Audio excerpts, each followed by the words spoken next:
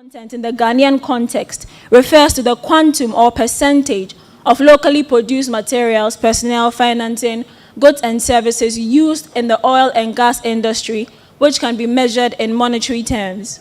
It defines local participation specifically as the level of Ghanaian equity ownership in the oil and gas industry. Local content in the oil and gas sector of Nigeria is defined as the quantum of composite value added or created in the Nigerian economy by a systematic development of capacity and capability through the deliberate utilization of Nigerian human, material, resources and services in the Nigerian oil and gas industry. Now, there are certain nuances in local content or defining local content that I would like to draw out. The first one is between these two terms, local content and local participation. Usually in the local content policies, local participation is subsumed under the broad context of local content, but would like to define them as two distinct concepts, where local content specifically refers to the goods that using domestic goods from the domestic economy, whereas local participation is focused on ownership, which is usually through equity. Then we'd like to look at protectionism and import substitution, which are usually or sometimes interchanged with the local content concept. Protectionism is usually an intended or unintended economic policy of restraining trade between countries, and is usually done through tariff, import quotas, and the like. Now, import substitution is also an intentional national policy or legislation which requires the substitution of imports for domestically produced goods. Another term that is usually thought of as the extreme form of local content is indigenization. And it is a national policy or legislation which deliberately involves citizens of a particular country in the economic activities of that country. Now, there are several arguments that have been proposed or propounded to support local content and why it is needed. One is the economic benefit argument, which says that the countries with local content requirements have larger GDP on average and depend less on trade and investment as a state, as a share of GDP.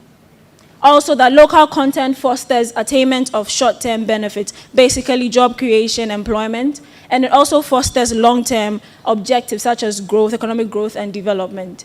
It also increases the tax base for government and allows infant industries to thrive. It allows the transfer of technology and knowledge and helps to diffuse the market power of foreign players.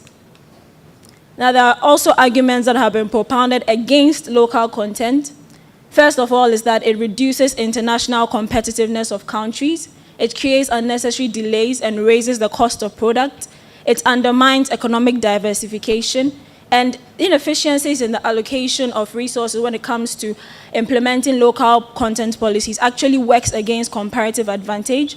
And then usually the industries that are built up using local content policies are unable to survive without government support. And the LCPs also introduce distortions in trade. Now, there are studies that have suggested alternatives to local content policies.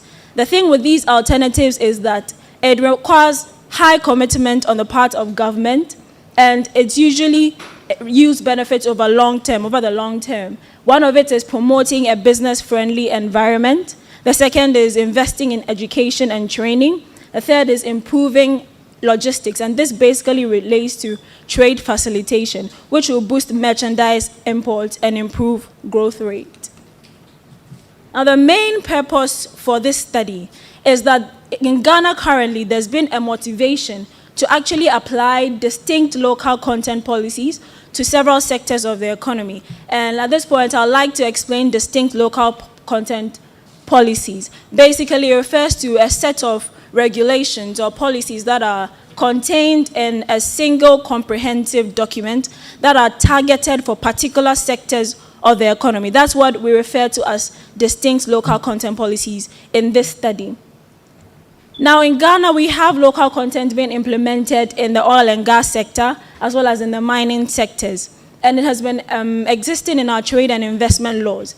However, the implementation has not been full stream, or it hasn't been without issues. Some of the issues in the oil and gas sector concerning local content include inadequate local capacity, and there's a focus on content level, sometimes above the actual capabilities that are being developed. There's a lot of fronting, and there's inadequate monitoring and evaluation.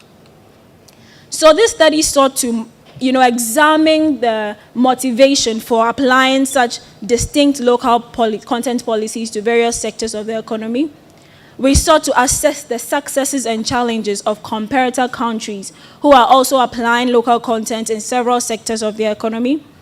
And basically, we sought to extricate the key thematic issues that we found across all sectors in the implementation of these policies. And the main idea was to draw out key lessons and recommendations that can benefit Ghana in our adoption of local content policies.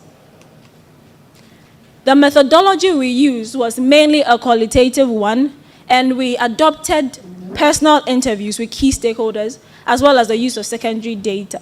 And we conducted a comparative analysis across 8 countries, as has been shared. Now, the comparator countries were selected based on the commonality of the economic sectors, based on the existence of local content policies, both distinct and otherwise, in sectors of the economy, as well as based on the position of the country in relation to the global industry. Now, we had some challenges and limitations with this study, and most of it was based on the paucity or lack of information, or even the sparse nature of data on local content, because you realize that without that data, it's quite difficult to tell the impacts that local content is having on the larger economy, especially because we do not even have year-on-year data concerning local content with which we can track the impact. Now, we want to have a general outlook or a general overview of how local content looks like in Ghana in particular. In Ghana, local content requirements have been present in many forms for years now. In the minerals and mining laws, it's been present since 1986, and is also present in the Minerals and Mining Act 703. It's been present in trade and investment law since 1992. Now, the local content requirements, the main legislative documents that we have include the Public Procurement Authority Act, the GIPC Act, the Petroleum LI 2204, the Minerals and Mining Act, as well as the Minerals and Mining General Regulations. Now, most of the local content requirements or provisions in these legislative documents usually offer preferential treatment for locals, and they also make for local participation of Ghanaians in foreign businesses. Now, it's quite interesting to note that in the local content document, it's only in the LI 2204 for the petroleum sector that the term local content is clearly defined. In general, local content requirements in the legislative documents cover building industrial capacity through equity participation, local procurement of goods and services, as well as employment and training. We sought to understand the method or the manner by which sectors are targeted for local content application in Ghana, as well as in the countries that we studied. And we realized that there is no particular laid-down procedure for targeting certain sectors of the economy for application of local content. However, in Ghana currently, as has been shared, there's the idea of having a local content document that mainstreams local content across sectors of the economy. And according to the AGI, certain possible targeted sectors in the interim include the power sector, and I believe we've seen the draft document for the power sector, agriculture, cosmetics, pharmaceuticals. And the main criterion for choosing these sectors is the high demand for products within these sectors, as well as the high potential for growth. Now, we want to talk about local content and foreign investment in Ghana. The main body for promoting foreign investment in Ghana is the Ghana Investment Promotion Center. And according to their act, which is the Act 865, basically what they try to do is to have a minimum capital requirement that will motivate foreign investors to come in and have local partners. So if you look at the wholly foreign-owned businesses, the minimum capital requirement is $500,000. But for the foreign investor that chooses to come in and have a local partner, the minimum capital requirement is $200,000. Now, for $200,000, you are mandated to have 10% local participation. Now, for foreign foreign-owned countries, wholly foreign-owned in trade, the minimum capital requirement is $1 million, and you are required to have a minimum of 20 skilled Ghanaians employed. Now, talking about expatriate quotas stated in the GIPC Act, there are ranges for the paid-up capital, and each range has a specified number of expatriates that we are to bring in. So for the lowest range, which is the 50,000 to 250,000, you are allowed 1 expatriate. And for the highest range, which is above $700,000, you are allowed 4 expatriates. So concerning the 10% local participation and the expatriate quotas, it is stated in the Act that it is to apply to all sectors of the economy. However, in the oil and gas sector, when it comes to exploration and production in the upstream sector, there's a 5% requirement for local participation. We realize that there's a little glitch with the harmonization between these two laws, because when you look at goods and services for the oil and gas sector, this 10% local participation applies. But for upstream activities, it's up to 5% local participation. Now, the general sentiment of investors is that of apprehension. However, foreign direct investment in itself has not declined, even though local content has been applied. After the passage of the Act 865 itself, investment is recorded to have increased by 56.25% over the period 2013 to 2017. It remains, though, to be verified whether the investment could have actually increased by more than this percentage had there been no local content requirement. Now, the increase in investment, the quantum of investment actually, is not necessarily seen to have been translated directly into appropriate linkages with the economy. For the oil and gas sector, the main driving force for investment are geological prospects. The implementation of the LI 2204, foreign investment to the sector has actually not declined. If anything, it has increased. However, for the provision of goods and services for the oil and gas sector, there's a mandatory incorporation of a joint venture between foreign companies as well as with local companies. And it was reported by the Petroleum Commission that this usually causes some of the foreign investors to pull out at the tender stage. And this reduces the competitiveness of the tender for oil and gas services, and the best price may not be obtained. Now, this particular fact seems to be corroborated by data from GIPC, which indicates that investment in oil and gas services sector in particular declined sharply after 2014, which coincides with the implementation of the LI 2204. However, this particular decline cannot be correlated, or we cannot say that it's caused by the application of the local content policy, because during that same time, we have the situation where the oil prices were going down, and to investors, it is believed that that is even more important, or is weightier. Now, we would like to move into the sectoral and comparative analysis. We'll start with local content in mining, and we'll look at Botswana, Zambia, Zimbabwe, and Ghana. Across these 4 countries, we try to look at the legal framework that guides local content application within the mining sector. You realize that for Botswana and Ghana, there's no distinct local content policy, that is guiding the mining sector. For Zambia and Zimbabwe, they have interesting and extreme conditions where they have the Citizens Empowerment Act for Zambia and the Indigenization Act for Zimbabwe. Now, the other acts in Botswana are the Mines and Minerals Act, the Competition Act, the Procurement Act, and Botswana has an economic diversification drive. Now, that was a very strategic document because it contained the strategy that Botswana was going to use to diversify its economy, particularly away from mining. And because of that, it gave Botswana a totally different approach to applying local content in its mining sector.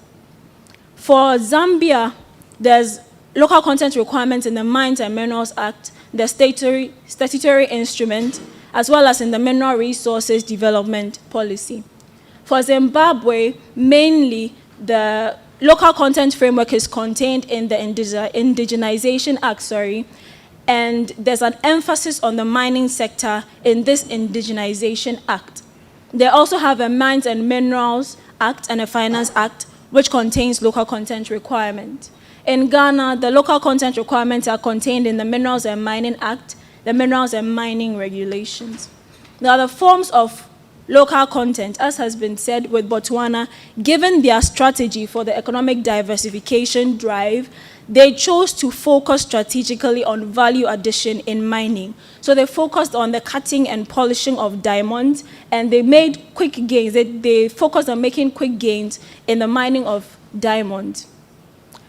Their economic diversification drive contained a JV requirement, a joint venture requirement, which says that there has to be 15% of local processing in the cutting and polishing of diamonds. They also allow preferential treatment for goods and services, and they give exclusive mining rights for locals in the mining industry. For Zambia, they enforce the Citizens Economic Empowerment Act, and this is to target companies, local companies that are wholly owned, wholly empowered, or influenced by citizens, And small-scale mining in Zambia is reserved only for citizens. There's preferential treatment for local goods and services that are sourced in Zambia, and they allow for training programs for locals. In Zimbabwe, the Indigenization Act focuses on increasing the participation of Zimbabweans in the mining industry. There's a key focus on local participation, up to 51% for locals, and locals are to have a controlling stake in foreign-owned companies. In Ghana, the local content policy for the mining sector focuses on training and employment of Ghanaians towards the eventual replacement of expatriates. And there's a preference for locally manufactured goods and services, and small-scale mining is reserved for Ghanaian citizens. Now we want to discuss the successes and challenges in the implementation of local content in the mining sector of these countries. Now you'd realize that with Botswana, because of their high focus on local content in value addition, particularly cutting and processing of diamonds, they achieved a high degree of localization in diamond cutting and processing and polishing. They have up to 16 local cutting and polishing firms or factories, and up to 97% of local employees at Debswana. Debswana was a joint venture that was formed between De Beers, which was an important local diamond manufacturing company. And 97% of the employees employed by Debswana are Botswana. Now, 46% of the value that comes in from cutting and polishing diamonds actually goes to locals in Botswana. Now, they've been able to establish also a diamond hub, a technology park, a diamond office, and they've been successful in transferring technology. For Zambia, we realize that there is no legal definition at all for local content. In their implementation of their Citizens Empowerment Act, low levels of local linkages have been realized. It is reported that the local suppliers engage in such low-value activities that it's such a high cost to investors. Because of that, they are noted to be highly uncompetitive.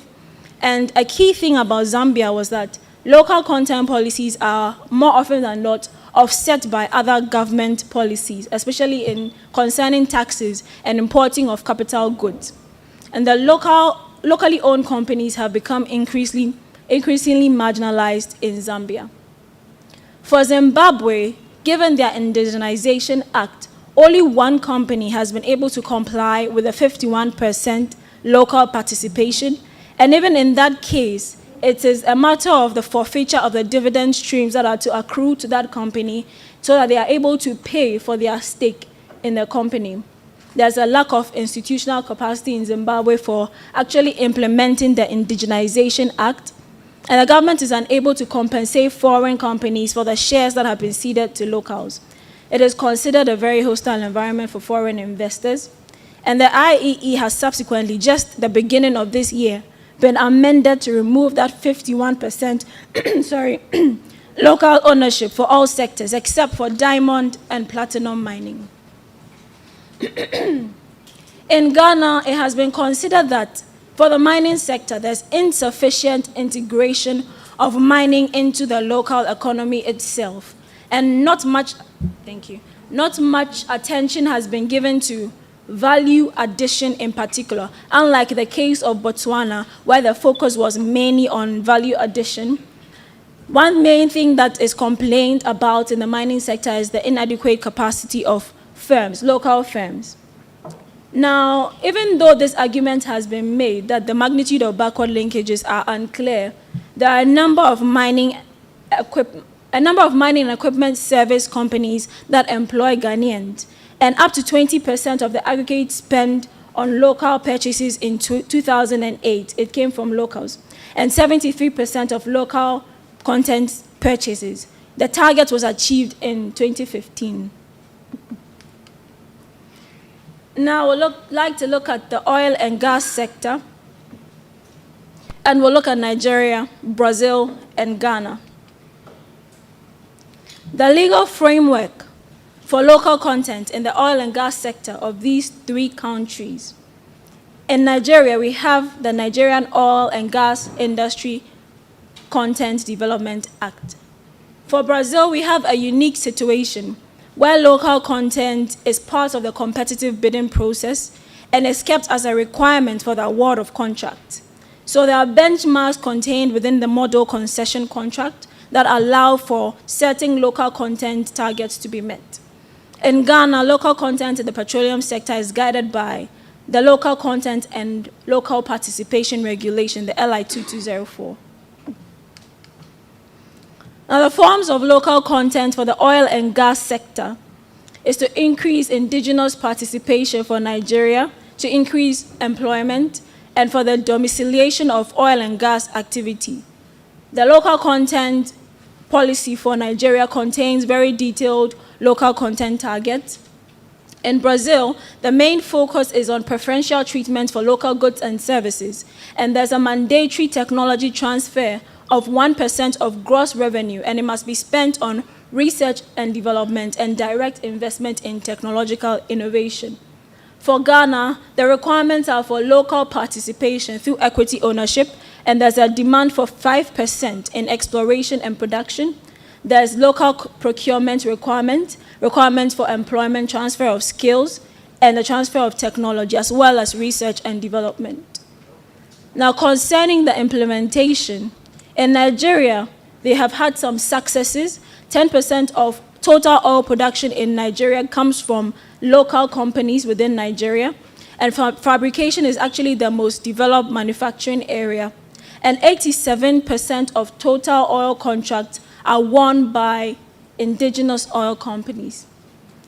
Now, concerning the challenges of implementation of local content in the oil and gas sector, you realize that the targets within the Nigerian law have been considered unattainable, basically due to inadequate capacity.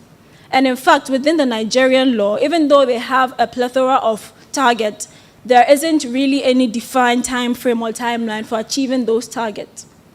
And in Nigeria as well, a key issue is corruption, which leads to the dilution of the quantity and quality of goods and services that are provided, and also a manipulation of the bidding processes for winning these contracts. In Brazil, what was happening was that concerning the successes, they experienced increase in the industrial sector and increase in capacity development. A number of research and development centers were also established. However, in Brazil, there was a lack of an implementation plan. There was no consideration of in-country capacity, and compliance came at a high cost because they had to buy from local producers who did not have the adequate capacity. It made the cost of their goods and services higher, and there were heavy penalties for non-compliance, that's increasing the cost. The targets in Brazil were also considered unrealistic. In Ghana, it has been reported that there's been 200% increase in the number of indigenous oil and gas service companies for Ghana have been considered unrealistic and unattainable within the time frames that have been specified because, again, of inadequate technical and financial capacity and difficulty in obtaining requisite international certifications, among others.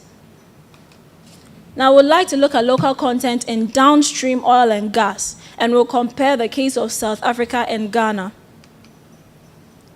Now, South Africa has a very unique case, because in the case of South Africa, the main motivation or drive for the application of local content policies was to increase the participation of what they call historically disadvantaged South Africans. So they had a liquid fuels charter that had local content requirements for what we call downstream petroleum. They call it liquid fuels. And they had a broad-based Black Economic Empowerment Act. For Ghana, local content requirements for the downstream petroleum sector are contained in the National Petroleum Authority Act, and there's a draft local content policy, actually, for the petroleum downstream sector in Ghana. Forms of local content for South Africa, the elements were basically to increase ownership, 25% ownership by historically disadvantaged South Africans. There was management control requirements as well as capacity building. Compared to the Ghana case, the draft policy, there's 90% local content within 10 years of commencement of activities, 51% mandatory equity participation for locals, as well as 100% equity participation for goods and services. Also, there has to be 98% of local employment within 5 years. Now, the case of the downstream petroleum sector in Ghana is also quite unique, because without local content policies, we were able to increase local participation up to 70% ever since the establishment of the National Petroleum Authority through the Act. And concerning the challenges and successes of South Africa, they tested the level of compliance with their LFC and the BBBEE, and they noted that overall compliance level was between 62% and 70% for the LFC and BBBEE respectively. And most of the successful elements concern managerial control and ownership. However, the transformation within the sector was low, and the highly disadvantaged South African entrants, they struggled with putting their foot and increasing market share. Also, compliance in most other elements of the LFC and the BBBE were below 40%. For Ghana, given that the policy is still a draft, we note that from 2005, due to the deregulation regime, licensing requirements facilitated the attainment of 70% local content, as I said. Initially, there were 20 companies, but after the formulation of the Act, it has increased to 100. However, we note that the market share within the downstream petroleum sector is highly fragmented, and the general concerns with the draft policy are whether the local companies can over time be able to come together and optimally operate within that same sector that is having so many local players. We're looking at local content in construction now, and we consider Kenya, Nigeria, and Ghana. Now, the legal framework that concerns local content in Kenya and Nigeria they are contained in the Public Procurement Act. It's the same thing for Ghana as well. And for Ghana, we have gone ahead to draft local content laws, particularly for the construction sector. And the forms of local content across board have to do with preferential treatment for local goods. And the one in Kenya in particular is based on local participation. Also, there's selective preference based on that same local participation. In Nigeria, they also have a draft local content policy for the construction sector. And in that particular draft document, they are to attain 60% local content. Now, for the Ghanaian draft, there's supposed to be preferential treatment, which is to achieve 70% local content. And there's a 10% margin of preference for domestic contractors. Now, the timelines are, within the first year, we should have achieved 15%, within the third year, 35%, and within the sixth year, the 70%. So there are 6 years to actually achieve the 70% local content that has been specified. Concerning the implementation successes and challenges, in Kenya, which has actually gone ahead to implement the law or the local content policy, we realize that there's limited financial capacity of local contractors. Therefore, they are not able to adequately participate in the activities of the construction sector. Now, for Nigeria and Ghana, because the policies are still draft, main concerns have been raised, and this bother mainly around the financial resources, raw materials, and services For Nigeria in particular, there's a lack of clarity concerning the draft local content policy for the sector, and it has been said not to fully reflect the true characteristics of the Nigerian construction industry. Now we'll look at coastal and inland water trade, cabotage, for Nigeria, India, and Ghana.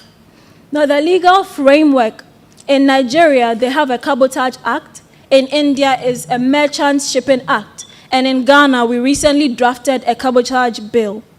For Nigeria, local participation requires that ships should be wholly owned, wholly manned, and wholly built in Nigeria. Ghana, in its draft local content policy, states the same thing, that the ship should be wholly owned, wholly manned, and wholly built in Ghana. The only exemptions are in the preference of inadequate local capacity.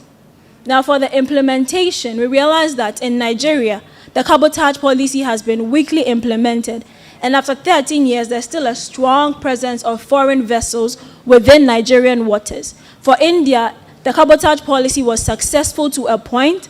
However, there was still a domination of foreign players in Indian waters. So in 2011, the Indian Parliament actually relaxed the cabotage laws to allow foreign vessels back into Indian waters. Now, given these experiences, there are critical considerations for the cabotage policy that Ghana has brought up, including if there are enough shipbuilders, if we have the shipbuilding yards, and if there was a capacity audit that considered all these things before this policy was drafted. Now we'll discuss the key thematic issues that were drawn out of these comparative studies. The first one is ownership versus content development. In all the countries, among all the countries studied, we realized that there's a key inclination towards local participation, except for Botswana. Now, for the countries that pursued strict local participation or forced ownership, the results in the long term were counterproductive. For Zimbabwe, over the years from 2007 to 2016, only one company, the Blanket Mine, was able to comply with a 51% local participation requirement. And in Zambia, the CEE Act was not able to be implemented because the sector codes that were even to go with the act were not finalized. In South Africa, because of a focus on local participation, it undermined the application of local content, the elements of local content. In Nigeria, coastal shipping was dominated by foreign players, even despite local content policies. And very little progress across countries has been achieved in attaining local participation levels. However, where ownership was not the focus, quick gains were made.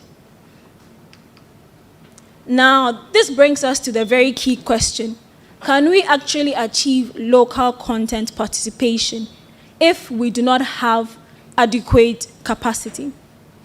Now, a critical prerequisite for achieving local participation with all the percentages that were mentioned from 51%, 5%, 10%, the underlying factor has to be an existence of in-country capacity to a certain extent in terms of financial resources, in terms of skill, technology, and infrastructure. In most of the countries studied, as I said earlier on, local participation was undermined because of inadequate capacity. In Nigeria, it was limited capacity for shipbuilding. In Kenya, it was lack of financial capacity that rendered construction firms uncompetitive. In India, it was limited capacity, and in Ghana as well, for oil and gas, as well as for mining, it's been limited financial and technical capacity. So we realized that in pursuing local participation in particular, without adequate attention to in-country capacity, you may have two results. The first one being that you would have a foreign-dominated industry, even though there are local content requirements present. The second one is that you may have industries that are actually dominated by local players, but they may be uncompetitive. Now, to attain true participation or ownership, there's a need to ensure adequate evaluation of existing local capacity and to take the opportunity to build on that local capacity that already exists. In that case, we talk about capacity audit. in our studies across all the countries studied, we realized that a key thing that was quite missing starkly was capacity audits. At best, what you'd have is a stakeholder consultation prior to the formulation of the local content policies, but detailed in-depth capacity audits were not conducted. Now, capacity audits provide information on already existing capacity and that which is required, and they allow for attainment of measurable targets. Lack of or inadequate capacity auditing prior to formulating local content policies actually leads to the setting of unrealistic targets, as we've seen across the countries. For Nigeria, Brazil, and Ghana in upstream oil and gas, some local content levels were actually reported to be unattainable within the time frame.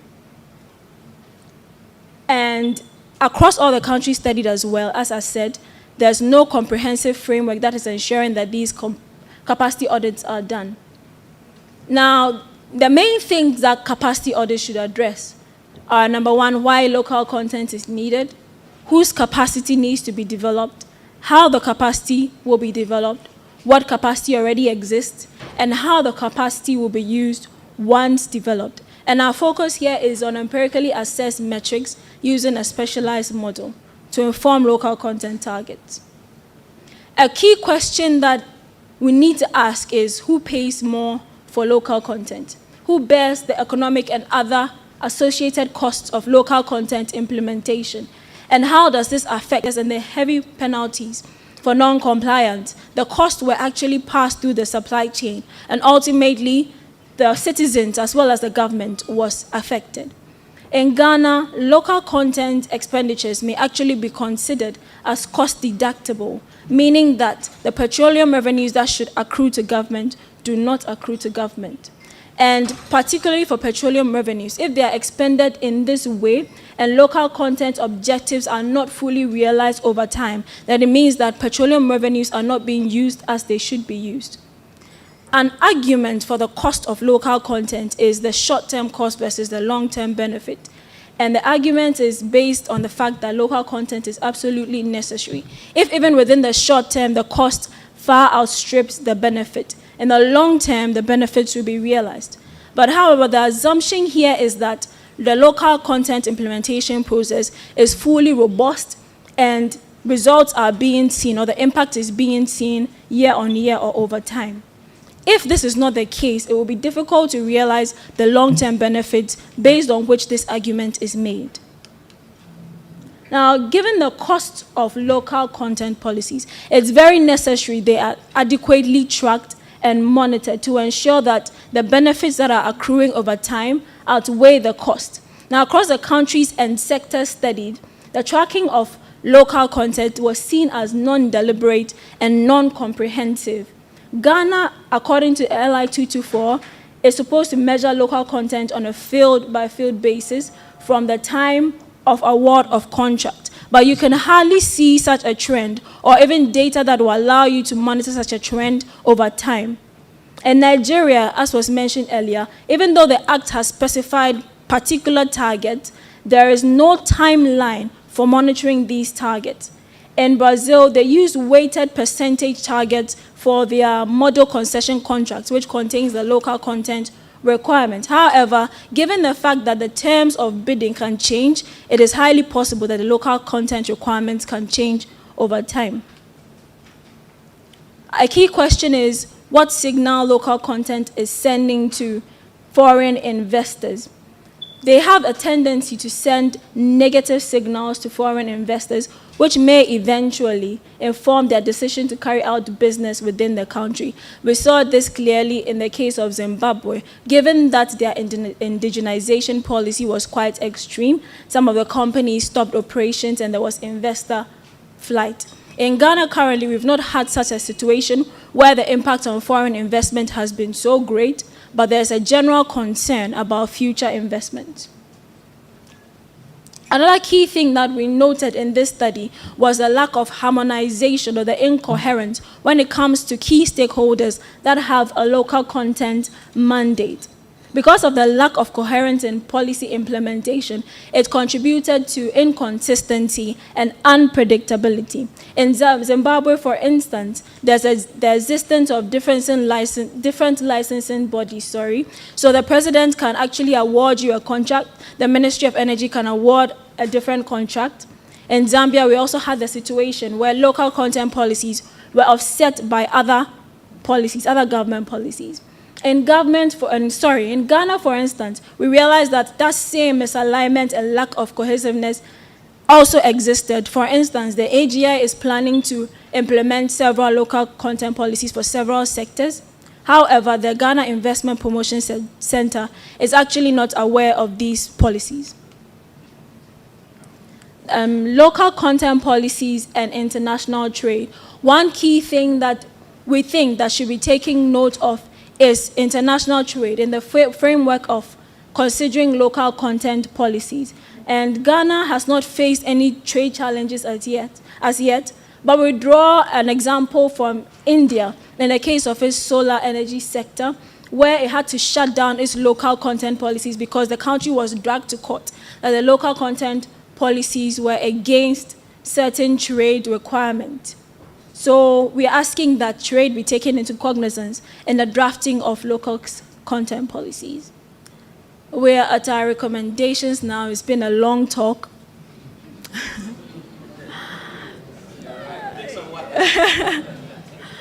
Our recommendations.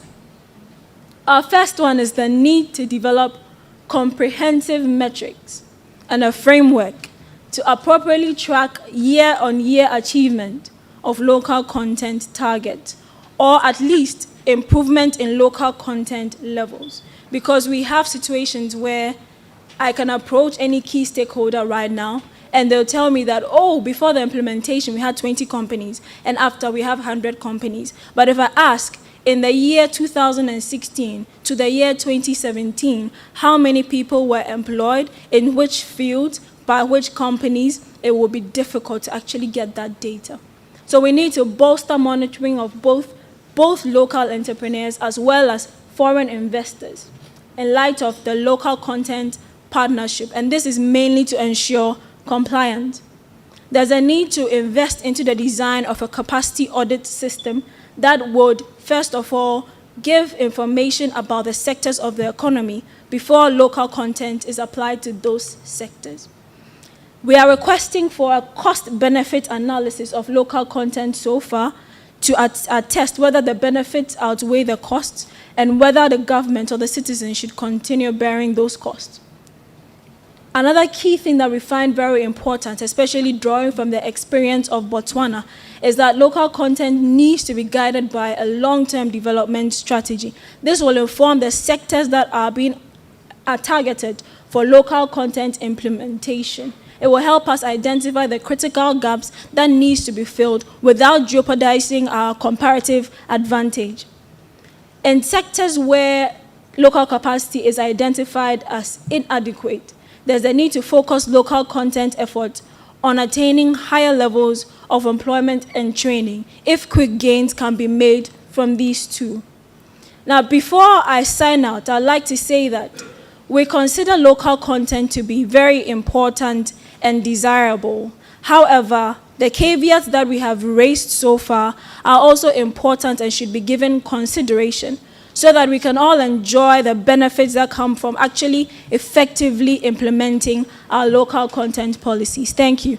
And I'd like to acknowledge the team at IMANI that supported to undertake this assignment. Anita Nkrumah, she's around, so if you have any questions, you might ask her as well. Thank you.